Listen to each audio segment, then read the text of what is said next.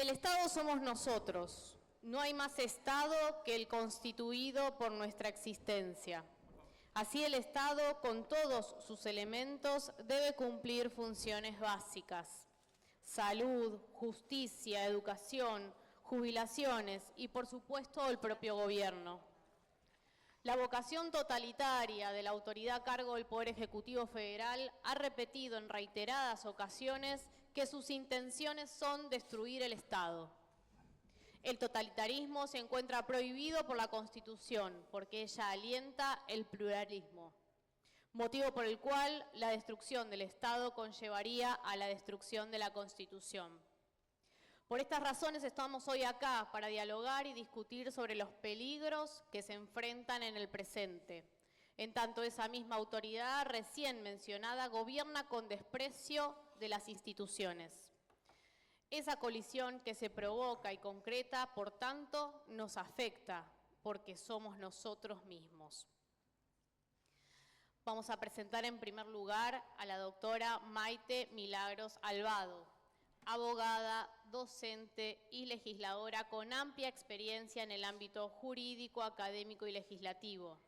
Diputada de la provincia de Buenos Aires, docente de la Facultad de Derecho de la UBA y especialista en Derecho Constitucional y Abogacía del Estado. Ha ejercido cargos públicos en los poderes legislativo y ejecutivo y cuenta con trayectoria como abogada litigante y asesora.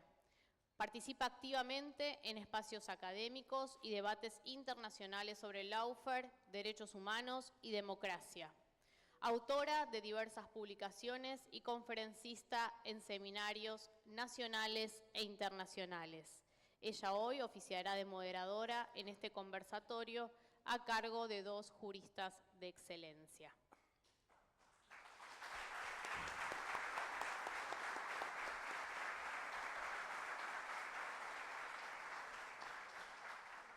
Raúl Gustavo Ferreira, jurista argentino, doctor en Ciencias Jurídicas y Sociales por la Universidad de Buenos Aires, donde ejerce como profesor titular regular de Derecho Constitucional. Se ha destacado por su extensa labor académica, sus publicaciones en el campo del derecho público y su activa participación en debates sobre la Constitución y las instituciones democráticas. Ha sido director del Departamento de Derecho Público de la Facultad de Derecho de la UBA, asesor legal del Congreso de la Nación y de distintos gobiernos provinciales y miembro de comités académicos y editoriales en revistas jurídicas de prestigio. Su pensamiento jurídico ha contribuido significativamente a los estudios sobre interpretación constitucional, el fortalecimiento del Estado de Derecho y los procesos de reforma institucional en América Latina. El doctor Eugenio Raúl Zaffaroni, doctor en Ciencias Jurídicas y Sociales por la Universidad de Buenos Aires, donde también es profesor emérito. Es uno de los juristas más influyentes de América Latina en el campo de Derecho Penal y la Criminología. Su trayectoria combina la labor académica, la actividad judicial y la producción doctrinaria. Se ha desempeñado como ministro de la Corte Suprema de Justicia de la Nación Argentina en el año 2003 al 2015 y como juez de la Corte Interamericana de Derechos Humanos desde el año 2016 al 2021. Fue además miembro del Comité de Derechos Humanos de las Naciones Unidas y ha participado como expositor en congresos, seminarios y foros internacionales. Su obra académica abarca más de 20 libros y numerosos artículos científicos, traducidos en varios idiomas. Entre sus líneas de investigación se destacan el análisis crítico del sistema penal, la teoría del poder punitivo, la criminología latinoamericana, el derecho penal mínimo y el abolicionismo penal. Ha ejercido una influencia decisiva en la formación de generaciones de penalistas y en el debate contemporáneo sobre los límites del derecho penal en el Estado constitucional de derecho. Muy buenas tardes, bienvenidos y ahora sí le cedemos la palabra a nuestra moderadora, doctora Maite Albado. Buenas tardes a todos y a todas. En primer lugar, agradecer obviamente a esta casa de estudios, a esta universidad, no solo a sus autoridades que nos han abierto las puertas, sino también a los auxiliares, a los docentes y principalmente a alumnos y alumnas que se han acercado hoy a escuchar, a debatir, a discutir, a poner en palabras esto que hoy nos atraviesa a todos los ciudadanos y ciudadanas. También agradecer al intendente, que es tan comprometido, ¿no?, con esta universidad pública que hoy tanto nos necesita. Agradecer al Ministerio de Justicia y a la Honorable Cámara de Diputados, que son parte organizadora de este evento. Y obviamente agradecer a las dos eminencias que tengo a mi lado, a Zaffaroni y a Ferreira, por obviamente toda la trayectoria, todo ese saber que nos han enseñado a lo largo de estos años, pero a la vez por la actividad diaria que están teniendo, esa cotidianeidad que tienen de discutir, debatir, escribir, salir en radios, en televisión, para justamente poder explicar que lo que nos está pasando seguramente está siendo alejado de toda ley y toda norma.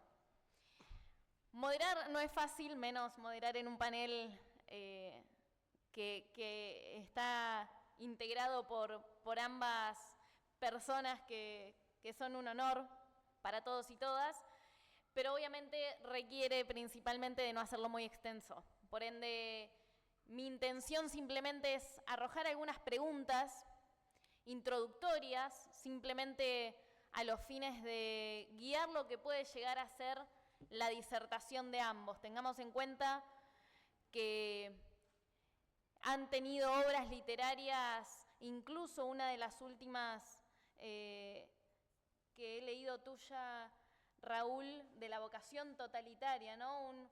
Una publicación que salió hace muy poquitos días, que tiene que ver justamente con este rol que se ha autoproclamado este presidente y se ha arrogado ciertas atribuciones lejos de la Constitución. Ahora, ¿por qué derrumbe del Estado? Yo ayer estaba pensando en este título.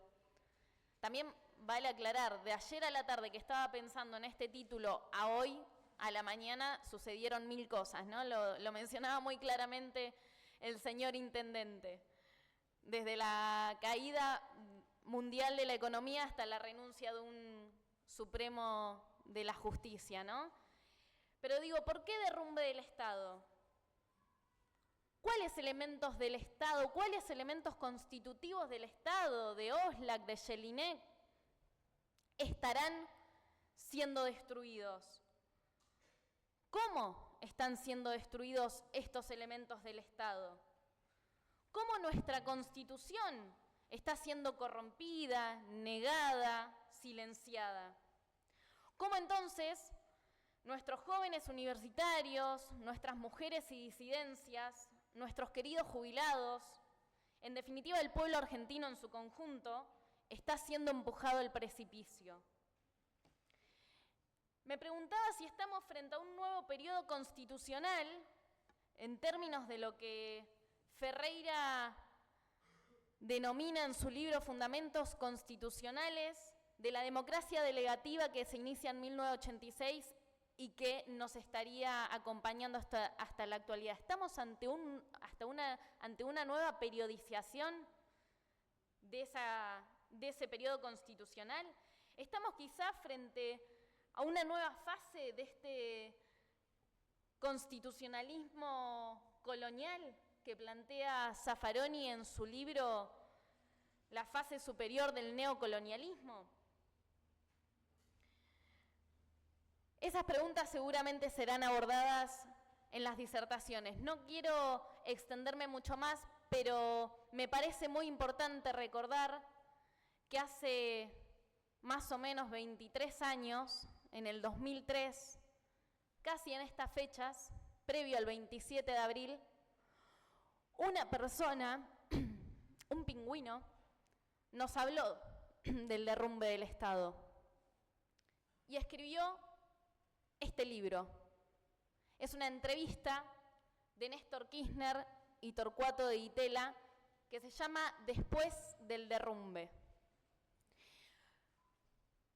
Si me permiten, les voy a leer 2 párrafos, porque han pasado 23 años, pero vemos que a veces las cosas se repiten y lo que no podemos dejar es de tener esperanza. Dice, en la Argentina hay un establishment económico con apoyo de algún sector periodístico que nos hizo creer que si no gestionaban el Estado, los sectores liberales y neoconservadores era imposible ganar. Y eso es una gran mentira. Es verdad que en la Argentina siempre hubo liderazgos totalizadores y con fuerte vocación hegemónica, pero esto tendrá que cambiar. Cuando el liderazgo se basa en el carisma personal, nadie se ve en la obligación de enfrentar nada. Por el contrario, cuando la construcción política se basa en el liderazgo racional, los funcionarios tienen que dar cuenta de sus acciones. Antes, ser militante era causa de prestigio. Hoy, estar en la política es causa de desprestigio. En general, todo está severamente cuestionado en la Argentina. El descrédito de los tres poderes del Estado es porque ninguno de ellos les asegura hoy a los ciudadanos el goce de los derechos contenidos en la primera parte de la Constitución, donde se encuentran todos los derechos, garantías, deberes y obligaciones de los ciudadanos que componen la base del contrato social. Si volvemos a exaltar el sentido de patria y en cada acción clavamos la bandera con orgullo y reverencia, no tenga ninguna duda de que vamos a sentar las bases de un país política, cultural e institucionalmente diferente. A los hombres y las mujeres del mundo que hoy nos miran como si esto se fuera a desbarrancar, quiero reconocerles que la Argentina tiene muchos problemas, pero que no se encuentra en venta y puede volver a ser un país normal. Y a quienes generosamente vayan a leer este libro, producto de nuestras conversaciones, les digo que el 25 de mayo del 2003 volveremos a refundar la nación.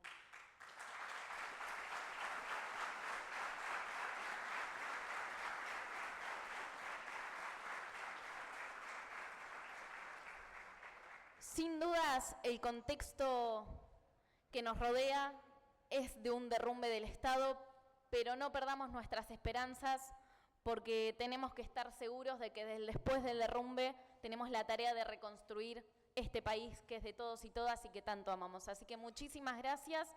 Le voy a dar la palabra al doctor Raúl Gustavo Ferreira, quien nos disertará y nos dará su visión de cómo se está produciendo este derrumbe del Estado. Muchas gracias, Maite. Muy buenas tardes a todos. En primer lugar, el reconocimiento y el agradecimiento a todas las autoridades de la universidad, también al intendente del municipio, a las autoridades del Ministerio de Justicia de la Provincia de Buenos Aires y de la Honorable Cámara de Diputados. En el mes de diciembre, al tener nuestras conversaciones habituales con Raúl, por correo electrónico, también personales, dimos vuelta alrededor de cuál era el mejor título para esta serie de exposiciones que vamos a realizar casi exclusivamente en la provincia de Buenos Aires.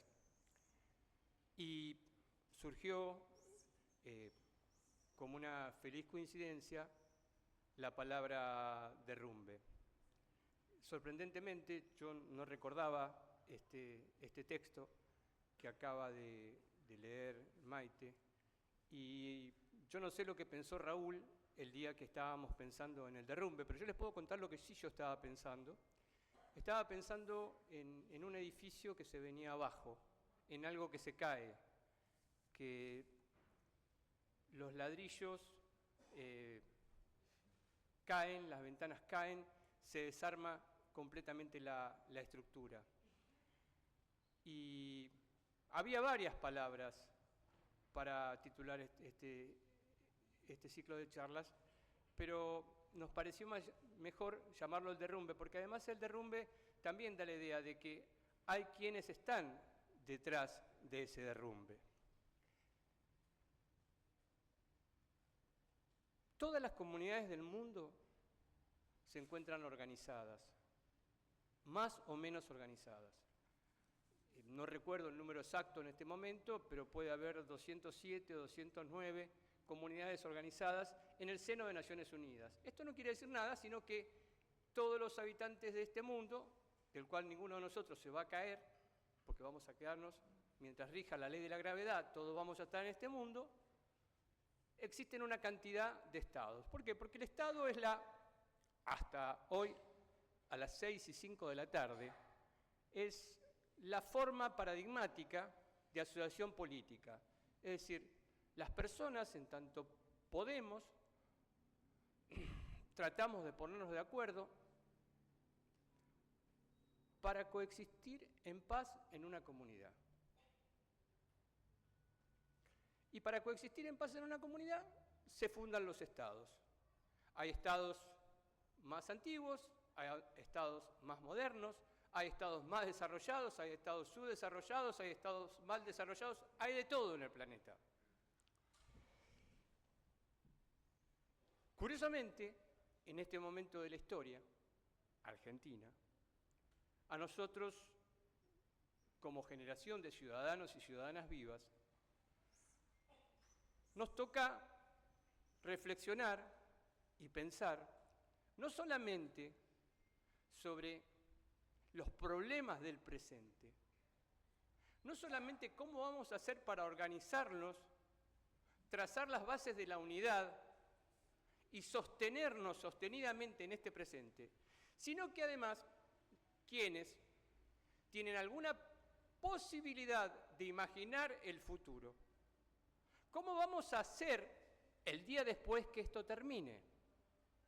Porque si nos quedamos o nos ponemos de acuerdo, y por las razones que vamos a exponer, que estamos en presencia de un derrumbe del Estado, inevitablemente, el día de mañana, que no sabemos cuándo va a ser, se va a tener que comenzar un proceso de reconstrucción o refundación del Estado argentino. Y para llegar a ese momento de reconstrucción o de refundación del Estado argentino, tenemos que saber con absoluta certeza, con claridad meridiana, qué fue lo que pasó, cómo se llegó a esta situación, cuáles fueron las causas concretas y concurrentes que nos llevaron a esta gravísima situación que es mucho más que de terapia intensiva.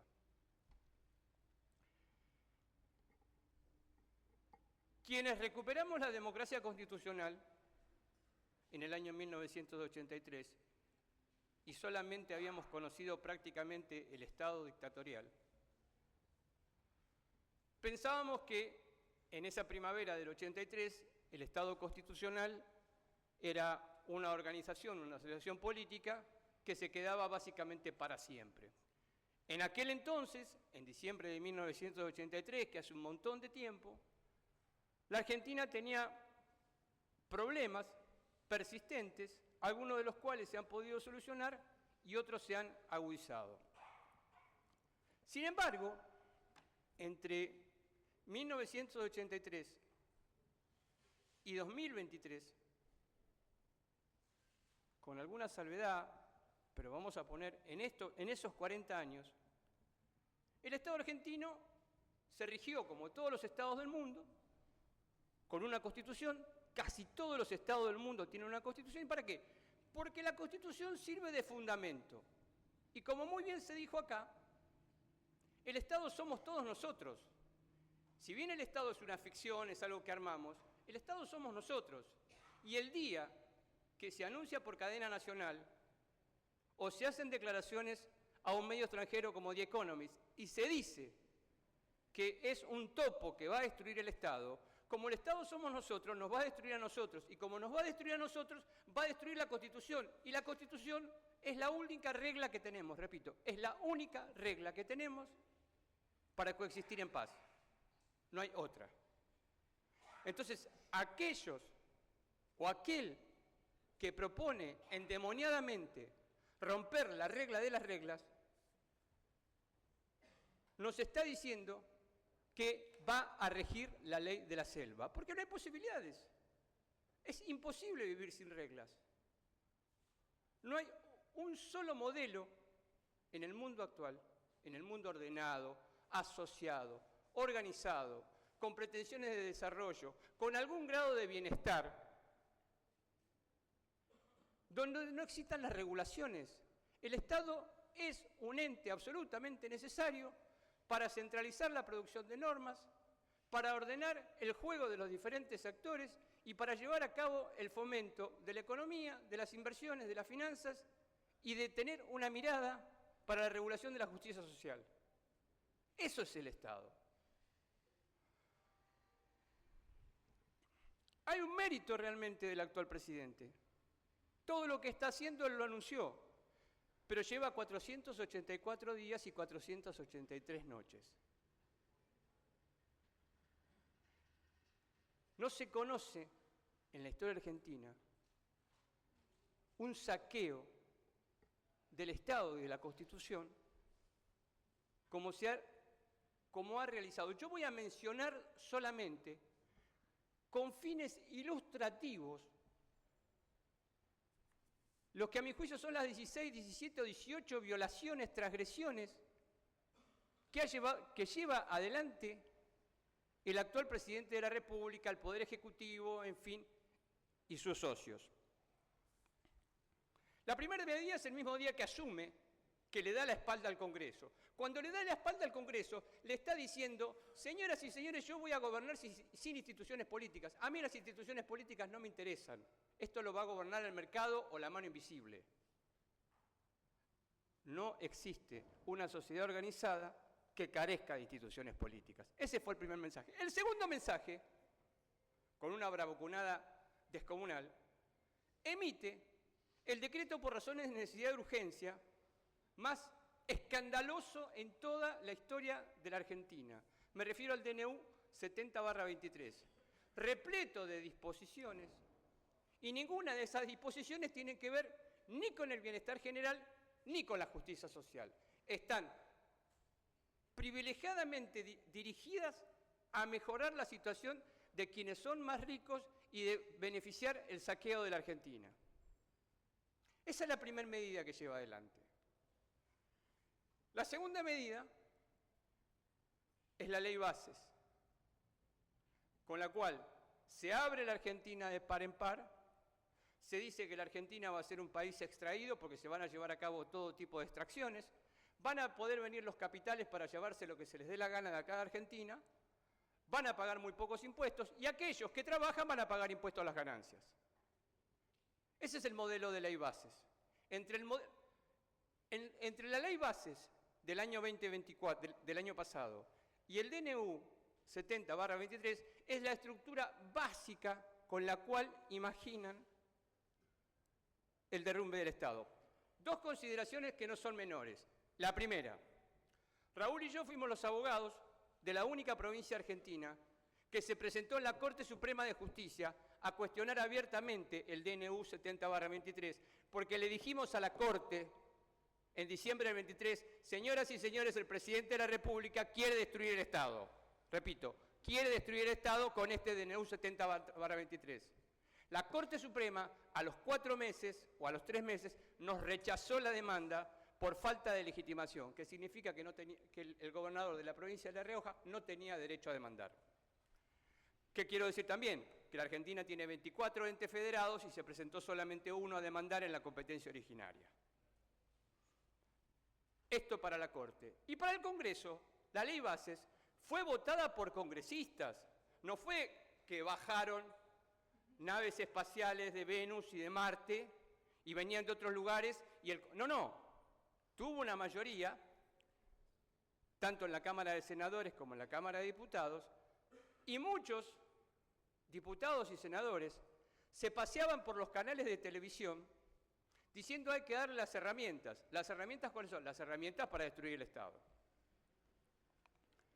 Con estos dos instrumentos es imposible pensar que va a mejorar la situación de la ciudadanía.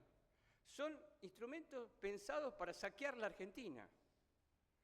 Uno no es controlado por la Corte Suprema y el otro es avalado por el Congreso. En este entramado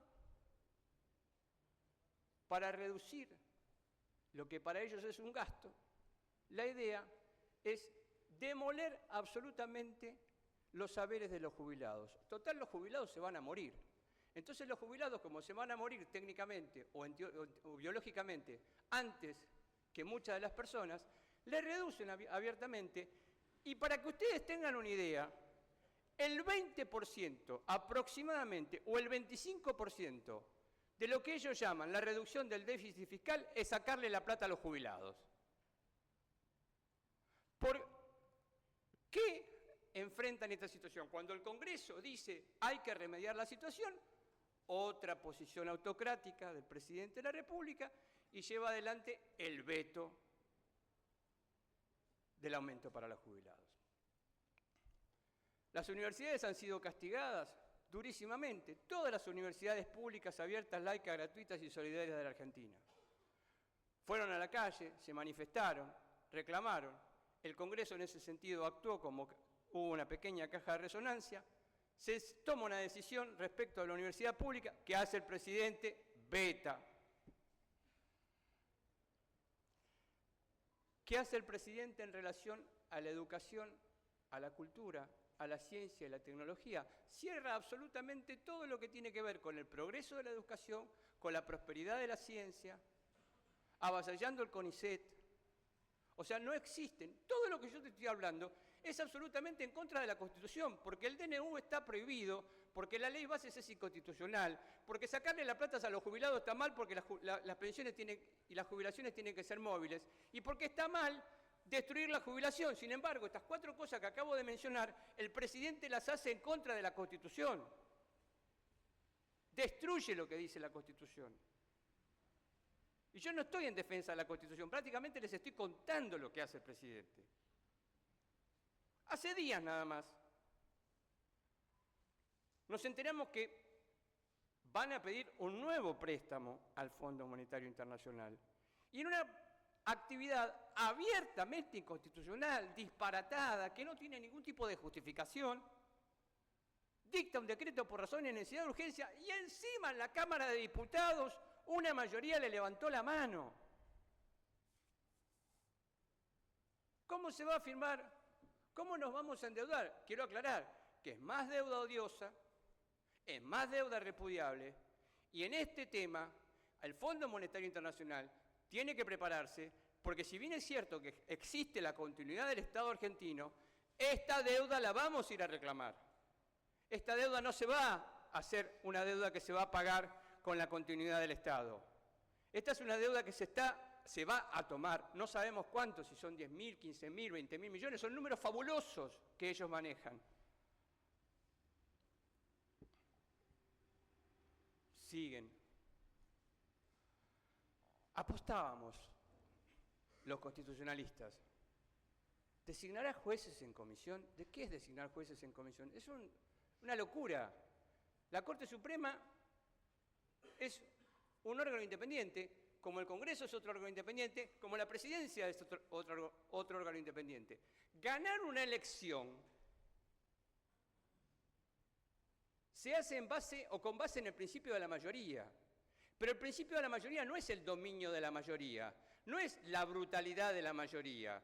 Cuando uno gana, hay una mayoría y hay una minoría. Yo no puedo hacer absolutamente lo que se me da la gana, tomar el préstamo que se me da la gana, legislar como se me da la gana, llevar a cabo cualquier provisión, demoler el CONICET, destruir las universidades, no pagarle a los jubilados. Y además, como me faltan 2 jueces en la Corte, los designo en comisión. ¿Cómo va a haber 2 delegados del presidente en la Corte Suprema de Justicia? Bueno, y lo hizo. Y lo designó, y estuvimos prácticamente involucrados en los últimos 40 días, discutiendo si era o no era viable. Y algunos dicen, bastante aire fresco, porque el Senado hizo lo que había que hacer la semana pasada, el jueves. Es un acto prohibido. Ojalá el Senado y la Cámara de Diputados frenen cada uno de los actos prohibidos que este presidente decide llevar adelante. Una Corte Suprema, además, como seguramente nos va a ilustrar Raúl, es una de las Cortes Supremas más pequeñas del mundo, porque en este momento tiene 3 personas en un país de más de 47 millones de habitantes y que tiene 24 jurisdicciones. La obra pública la cerró, acá se dijo muy bien, la cerró. No hay más obra pública en ningún lugar. No hay país del mundo, ciudadanos y ciudadanas, donde no exista la obra pública. La obra pública es elemental. ¿Cómo no van a existir los caminos para conectar a la gente? Si precisamente el Estado, como vengo diciendo, es coexistencia, ¿cómo hacemos para coexistir sin obra pública, sin caminos, sin escuelas, sin hospitales, sin puentes? ¿Para qué pagamos impuestos si no hay obra pública? ¿Quién va a construir las obras públicas? ¿Dónde las van a hacer las obras públicas? ¿En la ciudad de Buenos Aires, en los 201 kilómetros cuadrados que vivimos nosotros? Nosotros estamos llenos de bicisendas. ¿Dónde se van a construir? ¿Quién va a ser el actor principal para unir a la Argentina? Porque la Constitución es un instrumento para unir, no es un instrumento para destruir. A ningún país del mundo se le ocurre escribir una Constitución para desunir a la ciudadanía. Si nos ponemos de acuerdo en una Constitución que establece la justicia social, la movilidad, la prohibición del decreto por razón de necesidad de urgencia, la prohibición de designar jueces y comisiones, bueno, no hay que violarla, hay que cumplirla. Porque transgredirla es precisamente llevar adelante el entierro de ese texto. La salud pública se hizo alusión acá en el primer panel. No existe más la salud pública.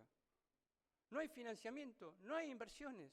Como no hay obra pública, no va a haber tampoco para generar hospitales, ni sanatorios, ni, ya no me refiero a lo preventivo.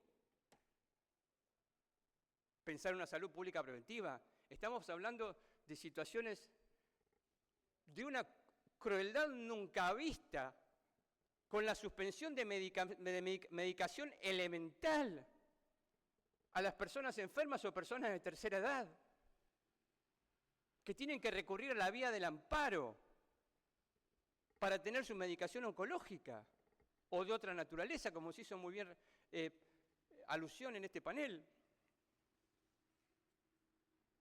La Argentina es un país federal. Somos 24. No se puede destruir el federalismo. Vos tenés que visitar todas las provincias. Vos no tenés que ir a arrodillarte a Donald Trump. Vos tenés que visitar todas las provincias. Tenés que hablar con los gobernadores. No podés cortarle las cuentas provinciales. No podés sacarle la plata. No podés negarle la coparticipación. Bueno, les hace todo eso. Destruye la división de poderes. Destruye el federalismo, destruye la salud pública, destruye la educación. Y todavía va faltando la frutilla para la torta. Porque cuando ninguno de nosotros se lo imaginaba, porque era absolutamente inimaginable, aparece este fenómeno del Cryptogate. Claro, el Cryptogate. Seguramente Raúl va a tener mejores palabras para encapsularlo y juzgarlo. Un presidente que hace negocios privados, especula a partir de su cargo de presidente, lucra con la cuenta de Twitter en nombre y representación de los argentinos, pero un negocio que es para él, que no sabemos si fueron 50.000, 70.000, 80.000, 100.000 millones de dólares, porque como ninguno, por lo menos yo, nunca vi $1 millón, hablar de 100.000 millones, ¿cómo voy a hablar de 50? Claro, nunca lo vi, que puedo saber lo que son 100.000 millones de dólares, los números fabulosos que se hablan.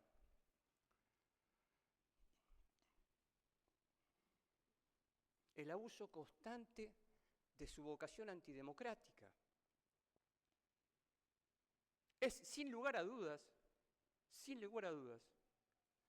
el político más antidemocrático que ha existido en la Argentina en el ejercicio de la presidencia de la República.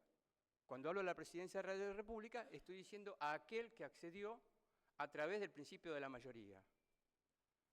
Despedaza al adversario, le falta el respeto, lo fustiga, se le dice cualquier cosa, se lo insulta, se utiliza la cuenta de Twitter es una cloaca una cloaca a cielo abierto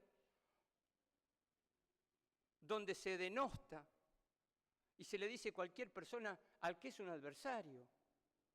Entonces, a partir de esta posición del presidente, no la mía, acá para el presidente hay enemigos. Y los enemigos probablemente es la abrumadora mayoría de argentinos que queremos vivir acá, que queremos vivir en paz y con justicia social. Porque según la hipótesis del presidente, como él quiere destruir el Estado y quiere destruir la Constitución y todo esto sin reglas, va a haber una maravillosa mano invisible que es el principio subsidiario, porque lo opuesto a la regulación del Estado es una mano invisible, el principio subsidiario, casi como Dios, que está ahí atrás y que va a ordenar absolutamente todo. Las instituciones, el mercado, las finanzas. No existe la mano invisible. Alguien tiene que regular, alguien tiene que gobernar, y el gobierno es de acuerdo a las reglas, no es de acuerdo a lo que se me da la gana. El desprecio absoluto por las relaciones internacionales. La Constitución en varios artículos, desde el preámbulo, desde 1853 y de antes de 1853, Argentina tenía un encargado de las relaciones internacionales. Ciudadanos y ciudadanas, somos un país muy respetable en la comunidad internacional. Esto no es lo que nos hacen creer. Somos reconocidos en el mundo entero. No se puede tener un presidente que desprecia absolutamente a la mayoría de las comunidades del mundo, que nos inserta además en conflictos casi milenarios, en los cuales nosotros no tenemos nada que ver. Las pautas están en la Constitución, no lo digo, están en la Constitución. ¿Cómo tiene que llevar adelante las relaciones internacionales? Y no estoy hablando ni siquiera del caso de Malvinas, porque esto es anterior, es la actitud que han tenido. La represión a la protesta. La protesta es un derecho constitucional y de jerarquía constitucional. Una violencia inusitada, desmedida. Se le pega a los ancianos, se le pega a los jóvenes, se le pegó hasta a las niñas. La censura y la persecución en los medios públicos contra artistas y periodistas. Aquel que diga una palabra en contra del gobierno aparecerá seguramente en la letrina al presidente para contestarle y agraviarlo. Y si es mujer, todavía mejor para el presidente.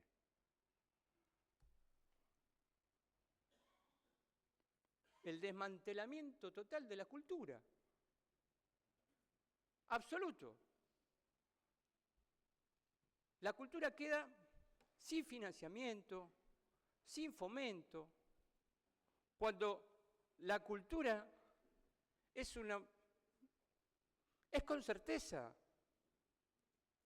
una de las llaves que a nosotros nos ha permitido estar hoy acá.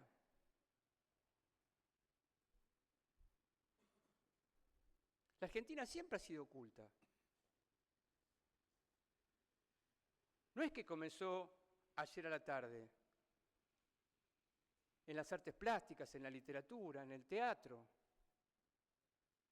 Hemos tenido ámbitos de realización, de producción, de crítica, de difusión.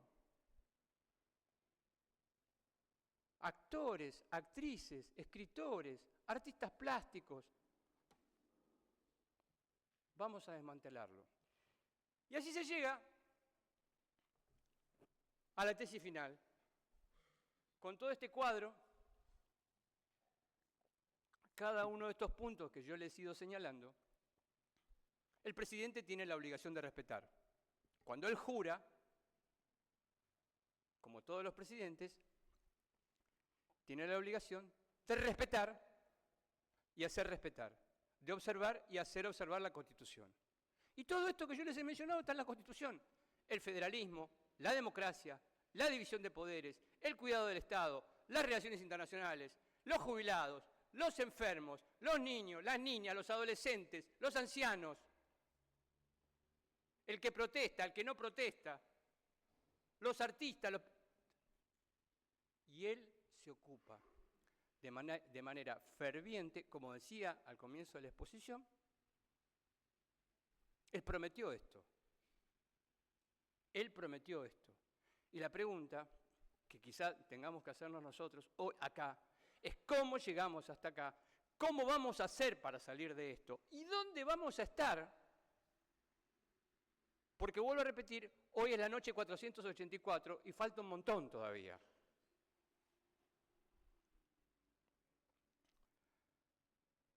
Hace aproximadamente 2 semanas conversaba con 2 senadores y yo les decía precisamente esto. ¿Ustedes se preguntaron en algún momento, como si fuera una película, si esto se llama el derrumbe del Estado, y el Estado somos nosotros, y todo esto se nos viene abajo, porque se nos está viniendo abajo? El día que se nos cayeron todos estos ladrillos, las ventanas, los ascensores, nosotros vamos a seguir viviendo acá. Sus hijos van a seguir viviendo acá. Sus nietos van a seguir viviendo acá. Bueno, vamos a tener que reconstruirlo esto, pero vamos a tener que cambiar de criterio. El cambio de criterio es absolutamente menester, indispensable. No podemos seguir haciendo lo mismo que se hizo hasta ahora. No se puede hacer, no se debe hacer, porque los resultados van a ser los mismos. Se ha llegado a este punto de colapso porque hay un criterio que se ha instalado de que se puede vivir sin instituciones políticas y se puede vivir sin respetar la regla constitucional. Y yo les voy a repetir, no hay país del mundo que pueda vivir sin constitución. Para suerte de los constitucionalistas, porque ustedes imaginan que si no existieran las constituciones no existiríamos los constitucionalistas. Pero bueno, el día que desaparezcan las constituciones, los constitucionalistas seguramente vamos a desaparecer, que además, es un buen lugar para decirlo, que nos dividimos en 2 grandes grupos. Entre los colaboracionistas, que son los colaboracionistas del régimen, que están dispuestos a decir en cadena nacional todo aquello que el régimen se necesita, y algunos que tratamos de tener un espíritu crítico con todo esto y decir, señoras y señores, compañeros y compañeras, esto se viene abajo, hagamos algo con un criterio por lo menos reflexivo, audaz y progresista. Este desprecio absoluto por el Estado implica, además, el degradamiento de la dignidad humana, porque la dignidad humana es lo que nos hace a nosotros cada uno, es para ser libremente iguales y tener una aspiración de ser tener una igualdad social el día de mañana todos. Es decir, la libertad, la igualdad y la solidaridad. Los 3 estamentos que este gobierno se ocupa denodadamente de violentar. La libertad, la igualdad y la solidaridad que están escritas en nuestra Constitución, de diferente manera, pero están en la Constitución. ¿Y qué se está marcando a la generación? Se le está marcando a la generación que se puede vivir de manera binaria, encendido o apagado. ¿Se hace o no se hace? Y no es así, porque en la vida hay matices. Hay blanco, hay negro, hay grises, hay más negro, más cercano al blanco. Y en esta circunstancia, en este sistema binario, en el que han elegido, quieren hacer o están generando una hegemonía suficiente para que mucha gente crea que se puede vivir dentro de ese sistema binario con el sistema de la Constitución apagado. Entonces, como se puede vivir con el sistema de la Constitución apagado, no hay reglas. ¿Cuáles son las reglas? Las que yo pongo cuando se me da la gana. Entonces, con esas reglas que yo pongo cuando se me da la gana, no existen las instituciones políticas, y si no existen las instituciones políticas, jamás existirá justicia social. Muchísimas gracias por la paciencia y el interés.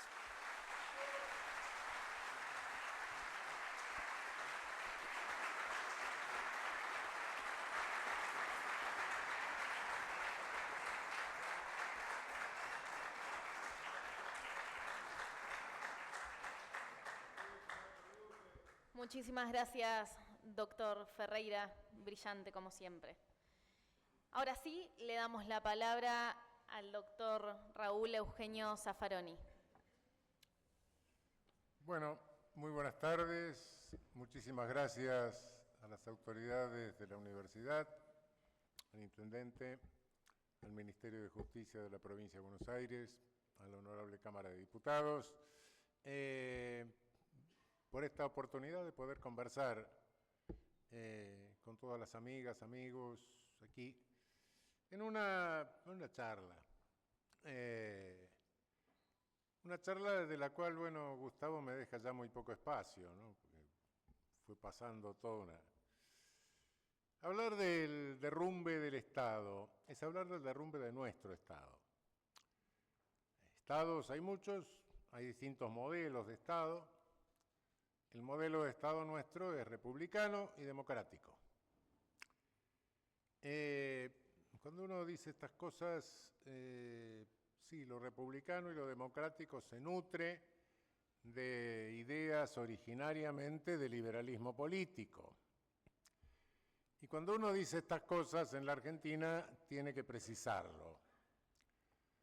Porque lamentablemente estas palabras han sido usadas, abusadas y pasadas por las cloacas por generaciones. Resulta que claro, nuestros liberales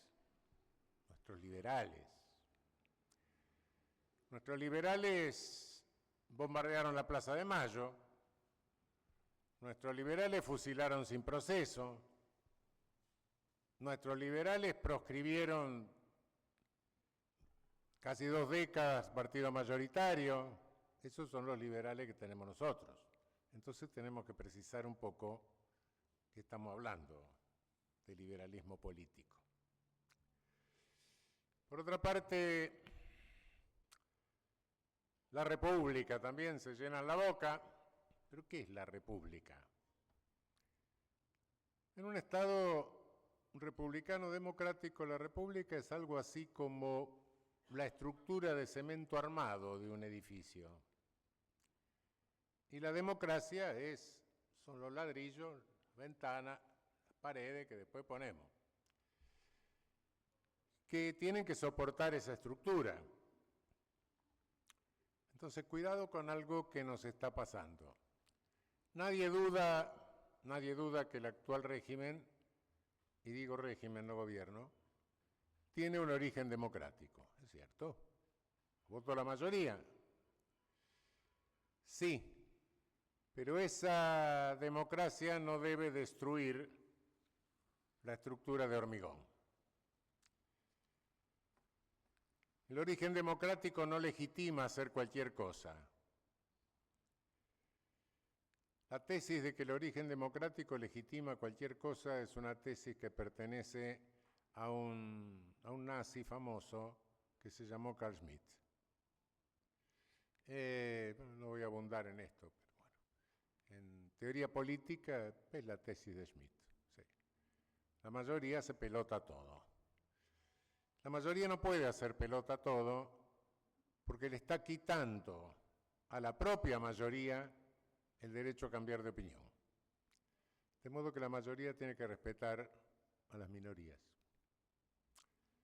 sin perjuicio de ejercer el poder dentro de los límites que le marca la Constitución, de los límites republicanos. Lo que estamos perdiendo directamente, lo que se está destruyendo son los límites republicanos, la estructura de hormigón.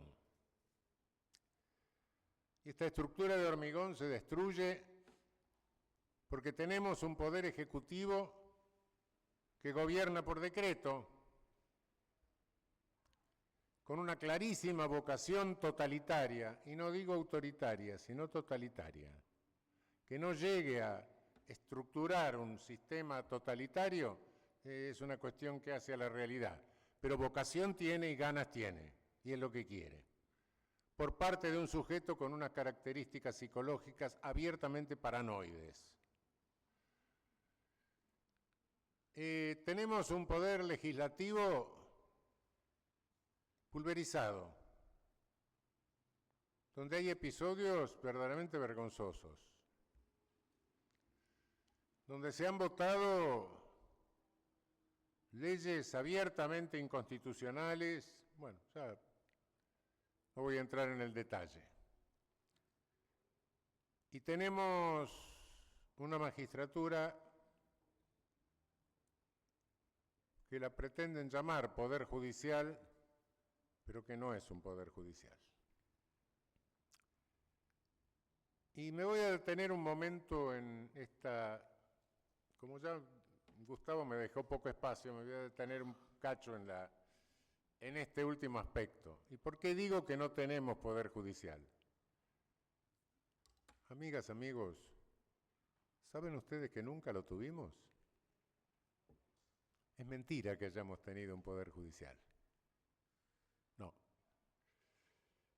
Todos los poderes judiciales del mundo, todos, cumplen varias funciones. Una es resolver los conflictos que le planteamos. Tenemos unos 2.000, 3.000 jueces, no sé cuánto en el país, que se ocupan de eso. No lo hacen tan mal. Lo podrían hacer mejor, pero no lo hacen tan mal. Y después, todos los poderes judiciales del mundo controlan la constitucionalidad de las leyes y ejercen una función que es tratar de unificar en cierta medida las interpretaciones de las leyes, la jurisprudencia. Es decir, la ley está escrita en lenguaje, el lenguaje es equívoco o no es equívoco, pero las leyes se interpretan. Y bueno, esa función de tratar de unificar un poco es indispensable, porque de lo contrario cada cual inventa lo que quiere. Casación se llama eso. Esas dos funciones nuestra justicia no las tiene. Claro, ustedes leerán que se lleva la constitucionalidad hasta la Corte, etc. ¿Saben para qué sirve? Para que después de años, cuando llega a la Corte, si la Corte declara inconstitucional una ley, no se aplica al caso. Y después cada juez sigue sosteniendo lo que quiere. No tenemos la obligatoriedad de la jurisprudencia constitucional de nuestro Tribunal Supremo, como tiene Estados Unidos. ¿Por qué? No lo sé. No lo sé, porque el sistema se lo copiamos a Estados Unidos, pero nosotros no lo tenemos. En Estados Unidos la Suprema Corte declara la inconstitucionalidad de una ley y todos los jueces de Estados Unidos le tienen que hacer la venia. Salvarán su opinión personal, lo que quieran, pero hasta que no cambie la jurisprudencia de la Corte, seguirán considerando inconstitucional o constitucional la ley según lo que hayan resuelto. Casación. No hay país del mundo con códigos únicos que no tenga un tribunal que unifique las interpretaciones. No lo tiene Estados Unidos porque los códigos son provinciales, no lo necesita. Lo tiene Europa y lo tienen todos los países de nuestra región con códigos únicos. Lo tiene Brasil, ¿sí? Nosotros no. Tenemos códigos únicos con 24 o 25, porque otra es la federal, interpretaciones posibles, interpretaciones diferentes, sin que nadie las unifique. Celebramos un contrato aquí. Cruzo la General Paz y me dicen el contrato es nulo. De este lado de la General Paz soy un delincuente, del otro lado de la General Paz por la misma conducta me dan una medalla y soy un héroe nacional. Eso es lo que tenemos nosotros. Y lo tuvimos siempre. Salvo alguien que se dio cuenta hace muchos años que fue Sampaio en la Constitución del 49 y puso el stare decisis y la casación. Después nadie más, hasta hoy. Esa es la seguridad jurídica que nosotros tenemos, la previsibilidad que nosotros tenemos. Por eso cuando se consulta un abogado, nosotros solemos decir, no, vamos a hacer todo lo posible, pero no garantizamos resultado, porque no sabemos lo que va a pasar. Bueno. Por eso digo, no tenemos un poder judicial. Tenemos una magistratura, pero no un poder judicial. Una magistratura que, por otra parte, tiene en cabeza hoy a 3 personas. No hay en el mundo un Tribunal Supremo constitucional o lo que sea, con 3, 4 o 5 personas. Esto solo existe en la República Argentina. Es una concentración de poder republicanamente peligrosísima, peligrosísima. 3 tipos que declaran la constitucionalidad o la inconstitucionalidad de cualquier cosa. Y nos parece normal, claro. Y nuestros doctrinarios citan la jurisprudencia de la Corte, que no es obligatoria. ¿Y saben cómo se trabaja dentro de la Corte? ¿Por qué nuestra Corte Suprema firma miles y miles de causas por año? ¿Se plantean tantas inconstitucionalidades? No. 100, 150, no más. El resto un día la Corte, por excepción, hace 100 años, dijo, no, yo me atribuyo competencia para anular toda sentencia que considere arbitraria, de cualquier materia. ¿Cuándo una sentencia es arbitraria? Y si le preguntamos a cualquier abogado, cuando perdió. Y entonces todos se tiran a la Corte, miles, por vía de arbitrariedad. Y la Corte rechaza 19.000 o 20.000 causas por año, una cada 20 minutos, sábados y domingos y feriados sin dormir. Nuestros jueces de la Corte Suprema firman sin saber lo que están firmando.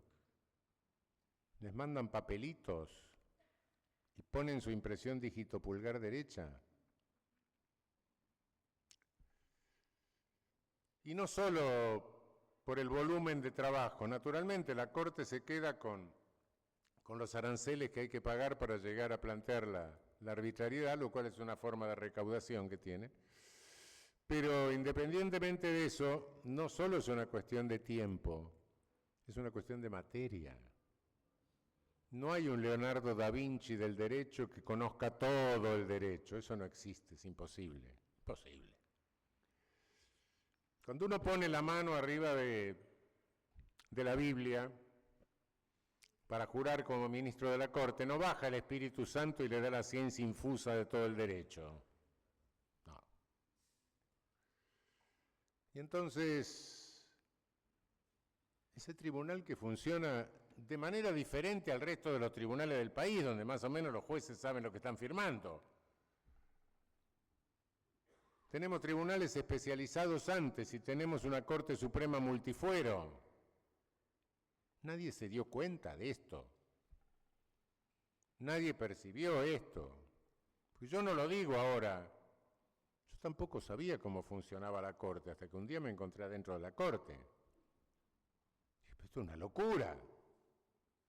Y de adentro de la Corte estaba cuando dije, miren, necesitamos 15, 20, 25 jueces, esto no puede ser así. Y 20, 25 jueces no es una exageración, ¿eh? Costa Rica tiene 23 jueces, o 21 creo, Colombia no sé cuántos tiene, etcétera. No. Para un tribunal que quiera hacer casación y control de constitucionalidad, no. Que lo quiera hacer en serio, que quiere que cada uno de los jueces que lea sepa lo que está leyendo, que conozca la materia. No. En el derecho comparado, no. Francia, su tribunal de casación creo que está por 180 magistrados.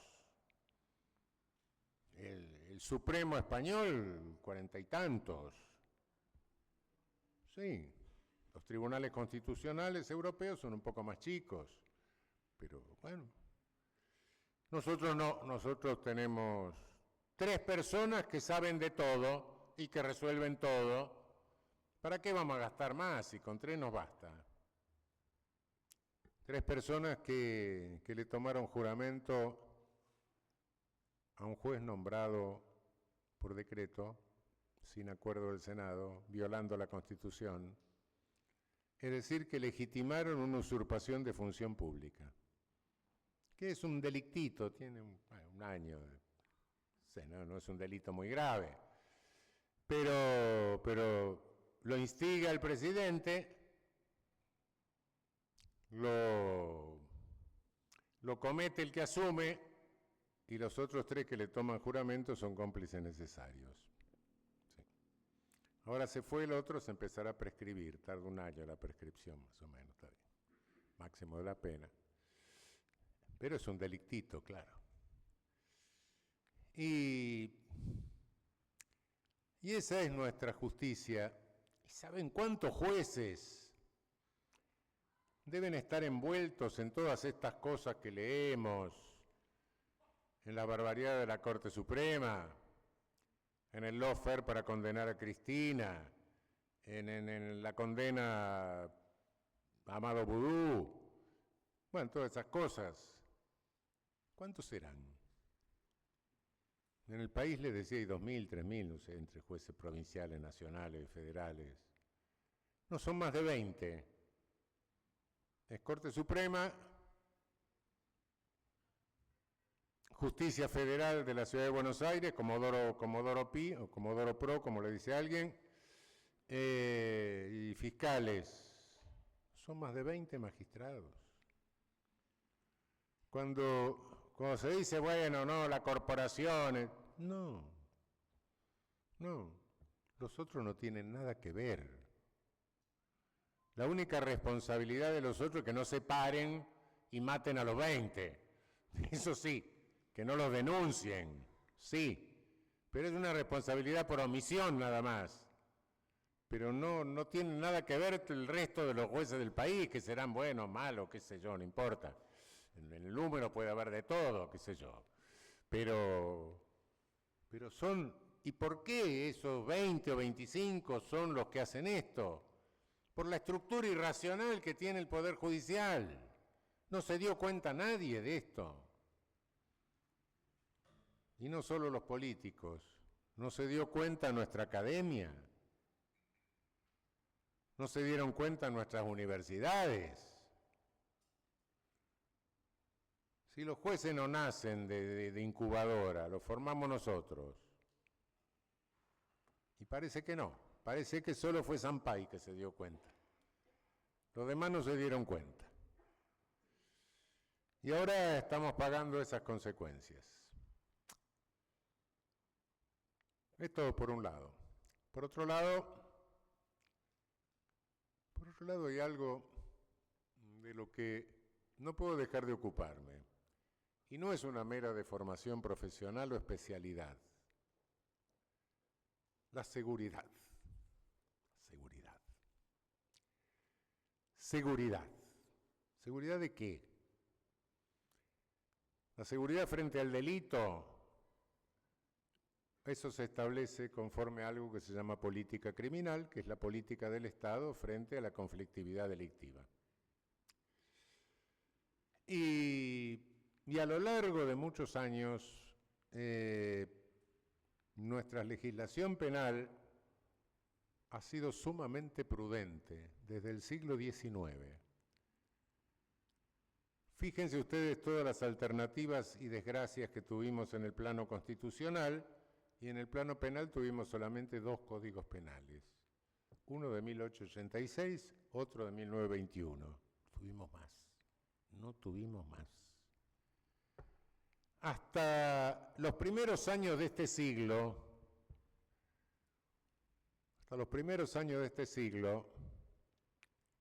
tanto conservadores como radicales como peronistas que se alternaron en el gobierno y que se peleaban entre ellos, naturalmente, con toda razón, fueron muy cuidadosos con la legislación penal, muy cuidadosos.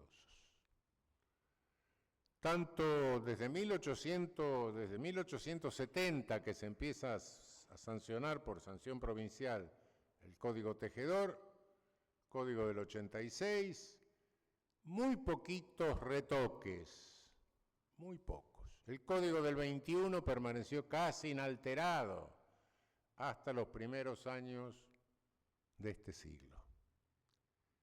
Y a partir de los primeros años de este siglo, cuando aparece ese histérico falso ingeniero Bloomberg, empezamos a tener una ley penal por mes. tenemos 130 leyes penales y reformas al Código Penal en los últimos 20 años. Y una comisión ordinaria, comisión permanente de legislación penal en la Cámara de Diputados de la Nación. Claro, si uno crea una burocracia para que haga leyes penales, la burocracia no se va a suicidar, hace leyes penales. Tenemos una ley penal por mes. Disparates. Han destrozado el Código Penal. Antes, cuando tomábamos examen, le decíamos a los alumnos, no, el código cerradito. Ahora soy yo que tengo que explicar con el código abierto, porque no sé lo que dice. Cuidado. Un desastre. Y política criminal. ¿Qué política criminal tenemos? ¿Quién dicta la política criminal? ¿Los medios de comunicación? Sí. Medios de comunicación que permanentemente instigan a la venganza, es lo único que saben. Y entonces hay que aumentar penas, porque aumentando penas tenemos menos delitos. Claro que de vez en cuando tenemos un psicópata que hace alguna bestialidad, por mí que lo maten, qué sé yo, no ese es el problema. Obvio que el que mata a otro tiene que estar algunas décadas fuera de circulación, ya lo sé, lo sabemos todos. Pero ¿alguien cree, por casualidad, que un degenerado que le prende fuego a la mujer un rato antes va a abrir el Código Penal para ver cuánto le cuesta en año, como si fuera una tabla de precios, un menú de restaurante? No. Por mí, claro que, bueno, ya sabemos, no tenemos pena de muerte, pero más o menos hacemos lo mismo. Si lo dejamos 30 años adentro, queda ya, chao. Lo soltamos ya neutralizado para toda la cosecha. Pero esas son situaciones excepcionales, a Dios gracias. El índice de homicidios del país está bajando. En la ciudad de Buenos Aires nos estamos ahorrando 100 muertos por año. Hace 12 años teníamos unos 200, ahora tenemos 100. Cuidado, en la provincia de Buenos Aires hay una tendencia a la baja, no están subiendo. Pero entonces, ¿qué hay que hacer? Amigas, amigos, lo que hay que hacer no es que lleguemos nosotros a recoger el cadáver. Hay que hacer que no haya cadáver. Ese es el asunto. Y eso requiere una política criminal racional e inteligente de prevención. No vamos a poder prevenir las cosas de los psicópatas, porque eso es imposible. ¿Quién puede ocurrirse? Psicópata, cuanto más anormal, cuanto más aberrante la motivación de un hecho, menos previsible es. ¿Quién puede prever que una vieja loca se le ocurre invitar a las amigas, pedirle dinero y después envenenarla con el tecito? Pues, cosa que no. ¿A quién se le puede ocurrir cómo prevenir que a alguien se le ocurra matar toda la familia de al lado para quedarse con la casa? Son hechos que no hay posibilidad. Pregúntele a cualquier policía, ¿cómo puede prevenir eso? Decir, mire, yo Dios no soy. Puedo prevenir el robo de un auto, puedo prevenir los manotazos en la calle, puedo prevenir los arrebatos, puedo prevenir algún asalto, pero eso no. Y para prevenir necesitamos tener algo que no tenemos, que es un monitoreo técnico con un relevamiento de situación de la conflictividad criminalizable, un informe no solo cuantitativo, sino cualitativo mínimo. Si quiero prevenir robos, tengo que ver qué clase de robos tengo, si es asalto a bancos, si es arrebato en la calle, si son robo en domicilio, etcétera. Si quiero prevenir el homicidio, tengo que ver lo mismo, etcétera. Esa conflictividad no se da pareja en todo un territorio, ni siquiera en toda una ciudad, se concentra. Y cuando se concentra, hay que ver por qué se concentra, y hay dos etapas de prevención. Una prevención que es la primaria, Que decir, bueno, si se concentra acá hay un contexto productor. Vamos a ver cómo encaro el contexto productor. Puede ser un conflicto de clases, un barrio precario al lado de un barrio cerrado, puede ser una cuestión racial, qué sé yo, una mezcla étnica, una bronca entre etnias diferentes, depende. Puede ser que esté faltando salud pública, puede ser que esté faltando alumbrado, puede ser que esté faltando comunicación, no sé. Escuelas, centros deportivos. Bueno, esa es la prevención primaria, es decir, actuar sobre el contexto productor. Y la prevención secundaria, que es la que sin saberlo hacemos todos, porque vamos por la calle y vamos viendo lo que hacen los otros. Nadie que esté muy en su sano juicio comete un delito en público, de modo que es la vigilancia, que la hacemos nosotros y institucionalmente las policías. Para eso tenemos que cuidar a las policías, mejorarlas, tecnificarlas, pagarles lo que le corresponde cobrar. Las policías tienen que cobrar bien. Es una profesión digna, respetable, y los trabajadores policiales tienen que gozar de todos los derechos de los cuales gozan los demás trabajadores, salvo la huelga. No, por supuesto. La huelga no, la guardia de un hospital tampoco puede tener huelga, claro. Pero los demás derechos, paritarias, discutir horizontalmente sus condiciones de trabajo, sindicalización, es un servicio civil, no es un servicio militar, ¿eh?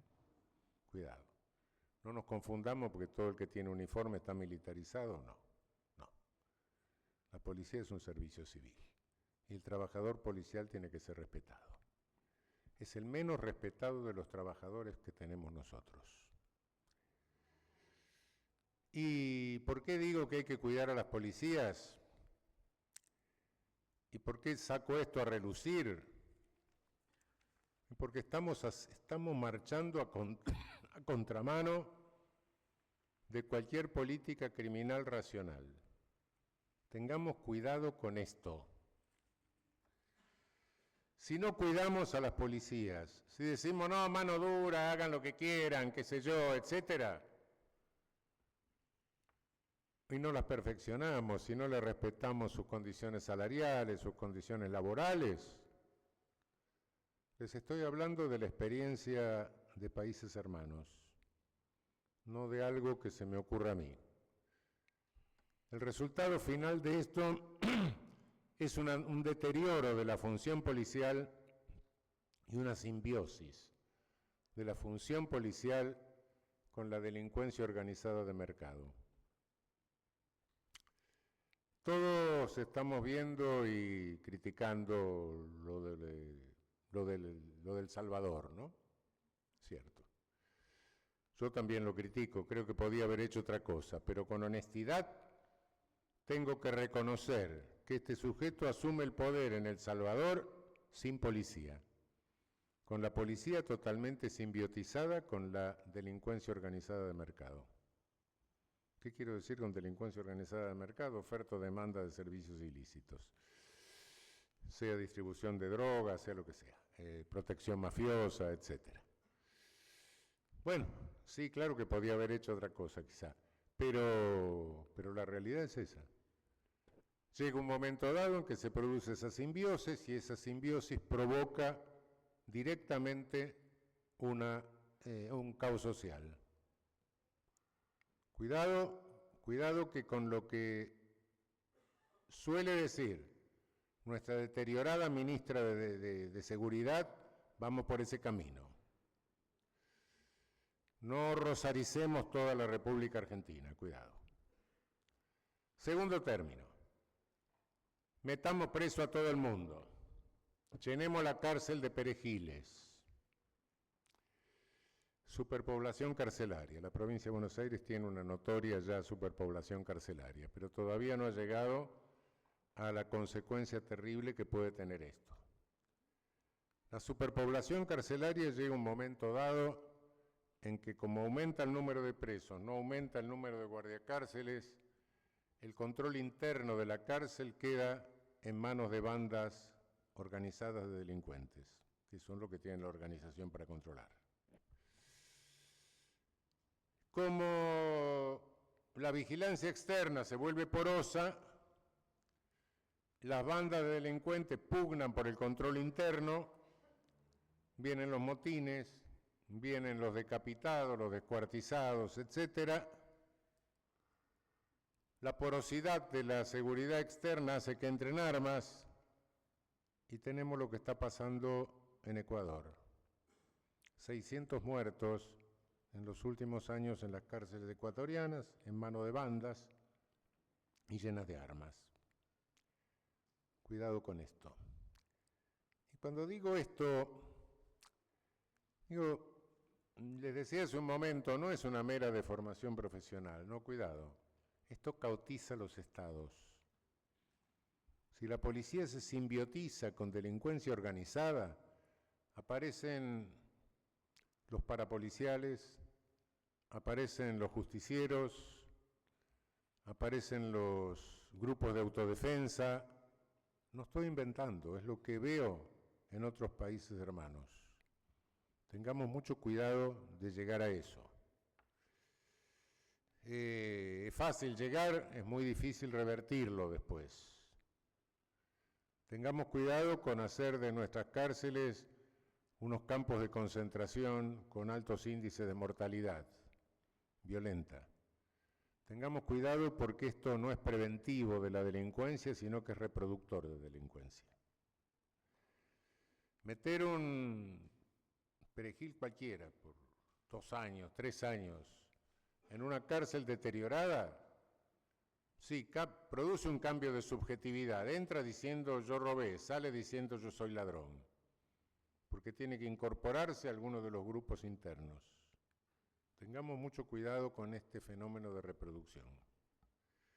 Es mentira que por el hecho de que vamos a tener más presos va a haber menos delincuencia. No, vamos a tener más delincuencia. Porque el que sale, sale condicionado. Es un milagro que no tengamos más reincidencia. Un milagro. Ese es el problema. Pero cuidado que eso cautiza a la sociedad. Y eso causa verdaderamente, es disolvente del sentimiento de comunidad. El resultado de todo eso lo tenemos en la cárcel. ¿Quién está preso? Normalmente son jóvenes provenientes de barrios precarios, con escasísima instrucción o sin instrucción y sin un entrenamiento profesional mínimo, laboral. Ese es el carne de cárcel. Delitos, y cada cual tiene un entrenamiento en la sociedad para hacer delitos, siempre son delitos groseros. Me la arrebato, el coso. Naturalmente que en los barrios precarios no se aprende a cometer estafa por triangulación con Hong Kong y todas esas cosas. Eso se requiere otro tipo de entrenamiento para hacer eso. De vez en cuando tenemos algún VIP, algún Very Important Person, que es alguno que perdió con otro VIP, con otro pirata y le retiraron cobertura. Bueno, y entonces lo muestran, dicen, no, mire, a fulano está preso, sí, está preso porque perdió con otro.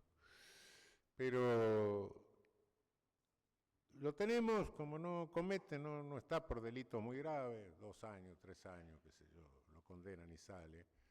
La mitad de los presos que tenemos no están condenados, están en prisión preventiva. Y un día salen. ¿Y dónde vuelven? Al barrio precario. Y vuelven a robar. ¿Y a quiénes le roban? A los vecinos, claro. Y los vecinos se enojan, claro. Pues le roban, sobre que son pobres además. Por eso, cuidado, esto es destructor del sentimiento de comunidad, profundamente destructor del sentimiento de comunidad. Claro, el señor Milei dice que me acusa de que yo soy el responsable del baño de sangre. No sé dónde está el baño de sangre, el baño de sangre lo va a hacer él. suministra, que es lo que le tengo miedo, realmente. Pero cuidado que esto es algo que no lo digo por deformación profesional, sino tengamos mucho cuidado porque este es un elemento destructor de la comunidad, del sentimiento comunitario. Y bien, bueno, el diluvio va a pasar, como todos los diluvios pasaron. Un día viene la palomita, palomita trae la cosita, la plantita en el pico, etcétera, fenómeno. Y que tenemos que pensar lo que vamos a hacer. Como decía Gustavo, para no cometer los mismos errores. Rectificar, tener una política criminal racional, y respecto del Poder Judicial, no tenemos por qué reformar la Constitución. Podemos tener una Corte Suprema de 25 o 30, nuestra Constitución no establece el límite de jueces de la Corte Suprema. Podemos seguir respetando el control difuso que tenemos, cualquier juez declara la inconstitucional en una ley, etc. Un per saltum que vaya directamente a la Corte y la Corte resuelve si es constitucional, inconstitucional, listo. El stare decisis, la obligación de la jurisprudencia constitucional de la Corte, que la resuelva la propia Corte, anule cualquier sentencia que se separe de eso. ¿Y la casación?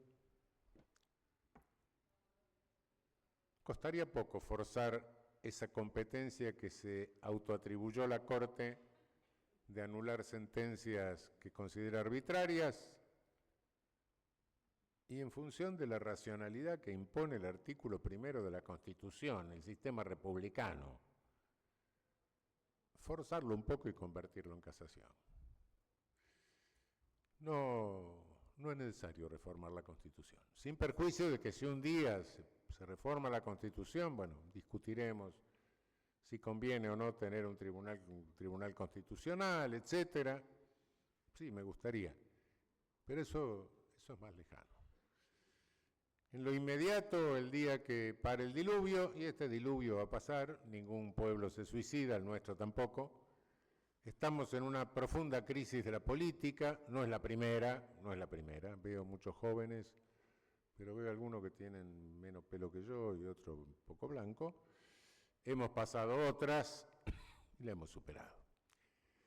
Esta va a ser dura porque la destrucción es fuerte, pero la vamos a superar, no cabe la menor duda. En algún momento, bueno, se sale.